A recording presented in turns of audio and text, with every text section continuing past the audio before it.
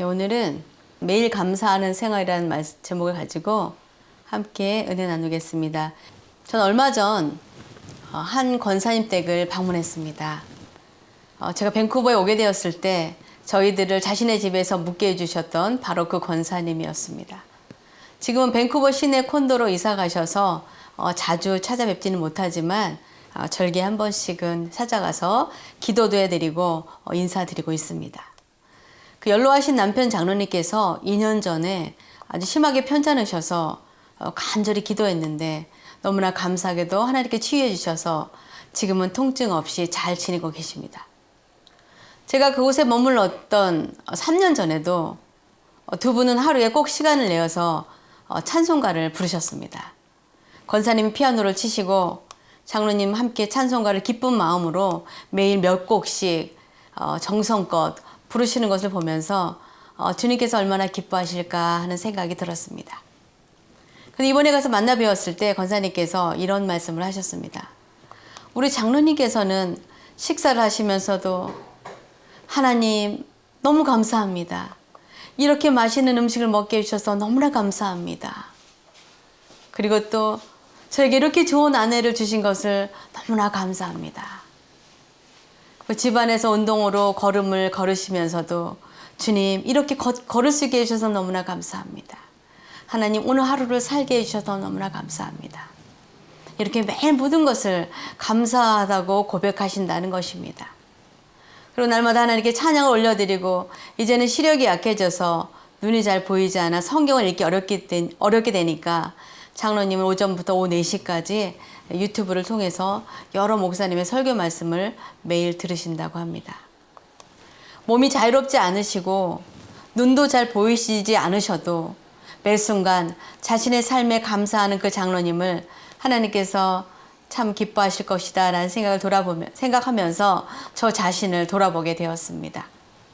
저는 그 장로님처럼 그렇게 모든 일에 감사하지 못하고 오히려 지금 제가 누리는 모든 은혜와 혜택을 당연하게 여기고 있지는 않는지, 아니면 내 삶에 필요한 부분을 염려하면서 사느라고 순간순간 감사하다는 말을 고백한다는 것을 잊지 않았는가 하는 생각을 하면서 회개하게 되었습니다.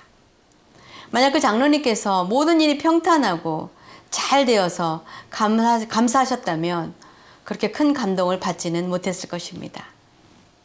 왜냐하면 누구나 다 모든 것이 잘 되면 감사하기 쉽기 때문입니다.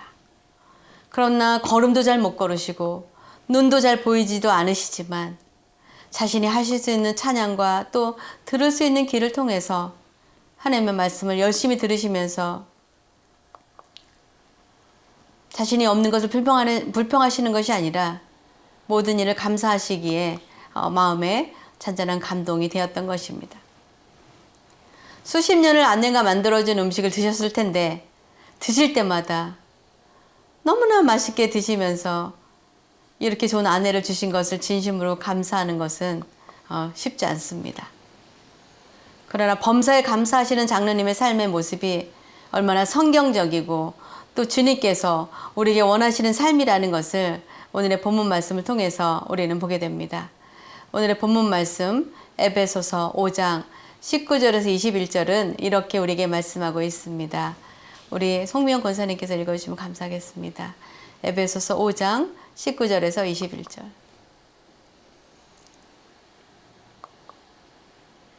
시와 찬송과 신령한 노래들로 서로 화답하며 너희의 마음으로 주께 노래하며 찬송하며 범사에 우리 주 예수 그리스도의 이름으로 항상 아버지 하나님께 감사하며 그리스도를 경외함으로 피차 복종하라. 네.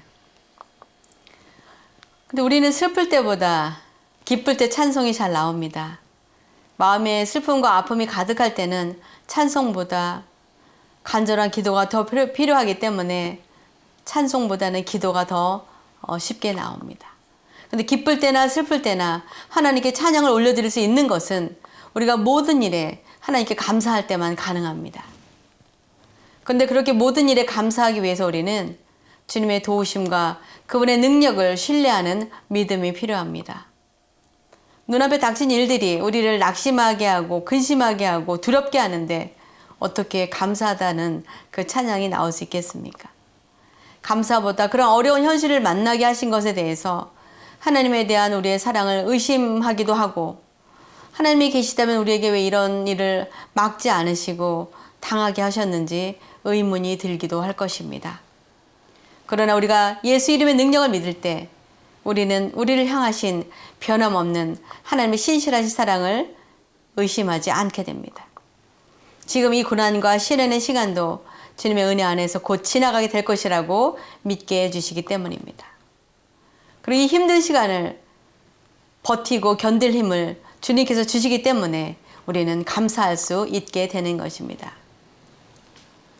성경에 나오는 수많은 인물들도 모두 이런 시련과 고통의 시간을 주님의 이름으로 통과해서 승리할 수 있었습니다. 성경에 나오는 그 누구도 고난의 시간이 없이 그저 평탄하고 불평이 없는 삶을, 고난이 없는 삶을 산 사람은 없습니다. 우리가 가장 복을 많이 받았다고 생각하는 솔로몬 왕도 왕이 되기 전에 형들에 의해서 왕이 되지 못할 위기에 처하기도 했고, 또 왕이 되어서 그가 이웃 강대국들이 두렵지 않았다면 이웃 나라들과 평화를 유지하기 위해서 정략 결혼을 그렇게 많이 할 필요는 없었을 것입니다. 그런 1000명이 넘는 아내를 두었습니다. 결국 그 정략 결혼을 하는 바람에 그의 외국인 아내들이 섬기던 이방신들을 이스라엘 땅에서도 섬기도록 허락하는 죄를 범해서 결국 나라가 갈라지고, 이스라엘의 12지파 중에 북쪽 10지파는 자신의 신하였던 여로보암에게 빼앗기고, 남쪽에 있는 유다와 벤자민 지파만 그의 아들 르호보암이 다스리게 된 것입니다. 우리는 그 누구도 예외 없이 고난의 시간을 통과해야만 합니다. 그런데 그런 시간이 와도 하나님께 감사할 수 있는 것은 예수 그리스도를 구주로 믿는 믿음이 있어야만 가능합니다. 그래서 그리스도의 이름으로 범사에 감사하라고 오늘 말씀하신 것입니다. 예수의 이름에 고난을 이기게 해줄 능력이 있습니다. 예수의 이름에 이 고난의 끝이 승리라는 소망이 있습니다. 그리고 예수의 이름에 생명과 치유가 있습니다. 그래서 지금 비록 어려운 시간을 당면하고 있어도 우리가 예수의 소망과 사랑과 믿음을 가지고 견디고 인내하면 마침내 승리할 수 있게 되는 것입니다. 그래서 우리가 범사에 예수의 이름으로 하나님께 감사해야 한다고 오늘 우리에게 말씀하시는 것입니다. 그런데 21절에 주님을 경외하는 마음을 가지고 서로에게 복종하라고 말씀하신 것을 보게 됩니다. 우리가 주님을 경외하지 않는다면 우리는 우리의 생각과 사고방식이 다르고 우리의 마음에 들지 않는 사람들의 말을 듣지 않게 됩니다. 그리고 그들의 부족함을 못마땅하게 생각하고 불평하고 비판하게 됩니다. 그것은 바로 우리가 다른 사람들보다 더 낫다고 생각하기 때문에 그렇게 판단하고 다른 사람들을 받아들일 수 없는 것입니다. 그러나 하나님께서 이런 우리의 교만한 마음을 얼마나 싫어하시는지 우리는 잊지 말아야 합니다. 그런데 우리가 주님을 경외하는 마음을 가지게 될 때 그 마음으로 나와 생각과 상식도 다른 이들을 이해하고 용납하고 받아들일 수 있게 됩니다. 그리고 우리 자신도 다른 사람들 눈에는 다 부족한 면이 있고 또 못마땅해 하는 면들이 있다는 것을 생각하며 서로의 다름을 인정하게 됩니다. 그래서 다른 이들이 가진 좋은 점을 보고 배우고 또한 부족하고 연약한 부분을 보면 비난하는 것이 아니라 그것을 위하여 기도하게 되는 것입니다. 그것이 바로 하나님이 기뻐하시는 우리들의 태도이고 모습입니다.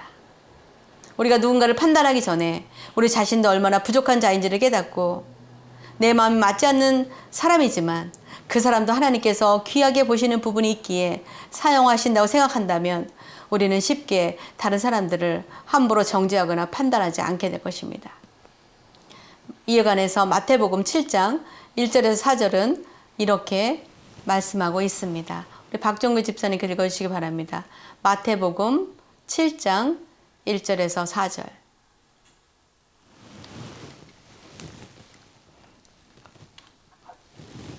비판을 받지 아니하려면 비판하지 말라. 너희가 비판하는 그 비판으로 너희가 비판을 받을 것이요. 너희가 헤아리는 그 헤아림으로 너희가 헤아림을 받을 것입니다. 어찌하여 형제의 눈 속에 있는 티는 내 눈 속에 있는 일본을 깨닫지 못하느냐. 보라, 내 눈 속에 들보가 있는데 어찌하여 형제에게 말하기를 나로 내 눈 속에 있는 티를 빼겠느냐. 네. 왜 시까요? 네, 거기까지 읽어주시면 되겠습니다. 이 말씀처럼 우리가 다른 이들을 판단한다면 우리 자신도 다른 이들에게 비판과 비난의 대상이 된다는 사실을 기억해야 합니다. 주님을 경외하는 마음을 가지고 서로에게 복종하라는 말씀은 부부간에도 주신 말씀입니다. 앞부분에 말씀드린 그 권사님과 장로님은 서로 큰 소리 내시는 것을 보지 못했습니다. 함께 한 주간을 같은 공간에서 생활하다 보면 분명 의견 차이나 감정의 높낮이를 보게 될 수 있습니다. 그런데 서로를 존중해 주시는 두 분에게서 그런 점을 전혀 발견하지 못했습니다. 장로님의 몸이 불편하셔서 모든 것이 늦어지는 것에 대해서 짜증내는 것이 아니라 안쓰러워하시고 오히려 더 배려해 주시고 아껴주시는 모습을 보면서 참으로 귀하다는 생각이 들었습니다. 한국말에 긴 병에 효자 없다는 말이 있습니다. 처음에는 효자 노릇을 잘 하였지만 그 수발의 시간이 길어지면 자연히 힘들어지고 그 마음이 처음 같지 않게 된다는 것을 솔직하게 표현한 말일 것입니다. 그러나 그 두 분의 마음에 주님을 진심으로 경외하는 마음이 있기 때문에 서로의 말에 귀를 기울여주고 아껴주고 섬기는 것을 보게 되는 것입니다. 부부로 오래 함께 살게 되면 서로에 대한 존경심보다 그동안 큰 소리 치며 살던 남편은 은퇴한 후에 의기소침해지기 쉽고 평생 남편과 자녀들을 키우느라 힘들었던 아내는 이제 나이 들어서 목소리를 높이고 자신의 권리를 더 주장하며 살게 되는 것을 주변에서 많이 보게 됩니다. 제가 아는 한 목사님이 되시기 전에 비행기 조종을 수십 년 하셨는데 집에서 그분은 왕이었다고 합니다. 그래서 늘 왕처럼 대접받고 온 가족이 그분의 말에 바로 복종했다고 합니다. 그런데 비행기 조종사를 그만두고 집에 있게 되자 집안에서의 대우가 완전히 달라졌다는 것입니다. 자신이 은퇴했다고 갑자기 왕이었던 자신이 왕 대접을 못 받게 되자 너무 기가 막히고 분해서 한동안 그 현실을 받아들이지 못해서 어찌할 바를 모르셨다고 합니다. 그러나 두 분 다 목회자가 되셔서 주님을 경외하는 마음을 가지고 지금 서로를 아끼고 사랑하며 또 존중하면서 살고 계시는 것을 보게 됩니다. 이처럼 부부간에도 주님을 경외하는 마음이 있어야 서로에게 기꺼이 양보하고 복종할 수 있습니다. 그래서 우리가 예수님을 우리 삶의 주인으로 모시고 경외하며 살아갈 때 비로소 서로 이해하고 용납하고 아끼고 양보하고 포용할 수 있게 됩니다. 오늘의 본문 말씀에 나와 있는 히브리서 5장 22절에서 25절은 우리에게 이렇게 말씀하고 있습니다. 우리 송명 권사님께 읽어주시면 감사하겠습니다. 히브리서 5장 22절에서 25절. 아내들이여 자기 남편에게 복종하기를 주께 하듯 하라. 이는 남편이 아내의 머리됨이 그리스도께서 교회의 머리됨과 같음이니 그가 바로 몸의 구주시니라.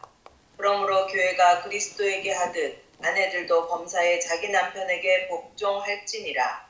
남편들아, 아내 사랑하기를 그리스도께서 교회를 사랑하시고 그 교회를 위하여 자신을 주심같이 하라. 네. 가정은 모든 인간의 삶의 기초가 되고 기본이 되는 곳입니다. 이 가정은 부부로 시작합니다. 그러나 그 가정의 주인이 예수님이 되지 않으면 그 가정은 깨어지거나 관계가 어려워지게 되어 있습니다. 왜냐하면 이 가정을 만들어주신 분이 바로 하나님이시기 때문에 그렇습니다. 하나님께서 만들어주신 첫 번째 가정은 바로 아담과 하와의 가정이었습니다. 그러나 그들이 하나님을 경외하지 않고 하나님의 말씀을 어기게 되므로 하나님과의 관계가 끊어지고 모든 저주가 임하는 삶으로 바뀌어 버린 것을 우리는 기억할 것입니다. 그래서 아담은 하나님의 말씀에 불순종한 죄로 땀 흘려 일해야만 땅의 소산을 먹을 수 있게 됐고, 아내 하와는 해산의 큰 고통을 겪게 되었습니다. 그리고 가장 중요한 하나님과의 관계가 끊어져서 이제 영원히 살 수 있었던 그들은 죽음을 면하지 못하게 되었습니다. 히브리서 5장 28절과 33절은 또 우리에게 이렇게 권면하고 있습니다. 이와 같이 남편들도 자기 아내 사랑하기를 자기 자신과 같이 할지니 자기 아내를 사랑하는 자는 자기를 사랑하는 것이라. 그러나 너희도 각각 자기의 아내 사랑하기를 자신같이 하고 아내도 자기 남편을 존경하라. 요즘 시대에 자신의 아내를 자기처럼 사랑하는 사람이 많지 않고 남편을 존경하는 아내들도 많지 않아 보입니다. 그러나 우리 가정 안에서 주님을 경외하는 마음이 있을 때 아내가 비록 예전처럼 젊고 아름답지 않아도 열심히 자녀들을 키우고 남편을 내조하느라고 애쓴 아내를 안쓰러 여기면서 아내를 진심으로 아끼고 사랑할 수 있습니다. 또 남편이 은퇴해서 돈벌이를 못하게 되더라도 평생 가정을 수고하고 애쓰고 고생한 남편을 변함없이 존경할 수 있게 됩니다. 말씀을 맺겠습니다. 우리는 좋은 일만 있을 때 감사하는 것이 아니라 항상 범사에 감사해야 합니다. 그렇게 하기 위해서 우리는 주님의 이름을 날마다 의지해야 합니다. 주님의 능력을 의지할 때 우리는 어떤 상황 속에서도 감사할 수 있게 됩니다. 늘 기쁠 때나 슬플 때나 하나님의 선하심을 찬양할 때 하나님께서 기뻐하시고 우리에게 감사할 제목들을 더해 주십니다. 그리고 주님을 경외하는 마음으로 서로를 사랑하고 아끼고 용납하고 양보하고 복종해야 합니다. 그러나 우리의 본성은 늘 비판하고 불평하며 마음에 들지 않는 사람들을 받아들이기 어렵게 하기 때문에 우리 안에 주님을 경외하는 마음을 반드시 가져야 합니다. 주님이 우리 안에 계시지 않으면 모든 관계는 어려워지고 깨어지게 되어 있습니다. 저는 저와 여러분이 매일매일의 삶의 순간마다 하나님의 은혜를 기억하고 감사하며 우리의 상황은 낙심이 되고 어려워도 하나님의 선하심을 변함없이 찬양하기 원합니다. 그리고 우리가 어떤 상황 속에서도 범사에 감사할 때 하나님께서 우리 삶에 더 큰 감사의 제목들을 주실 것을 믿습니다. 그리고 우리가 우리 자신도 다른 사람들 눈에는 너무나 부족한 자임을 인정하고 서로를 이해하고 받아들임으로 하나님이 기뻐하시는 삶을 살게 되기를 주님의 이름으로 축원합니다. 기도하시겠습니다. 사랑의 아버지 하나님 감사합니다. 하나님 그렇습니다. 하나님 우리들이 우리 자신이 얼마나 부족한 자임을 잊어버리고 상대방의 부족한 점을 비난하며 원망하며 불평하며 살고 있는 우리들의 모습을 하나님 용서하여 주시옵소서.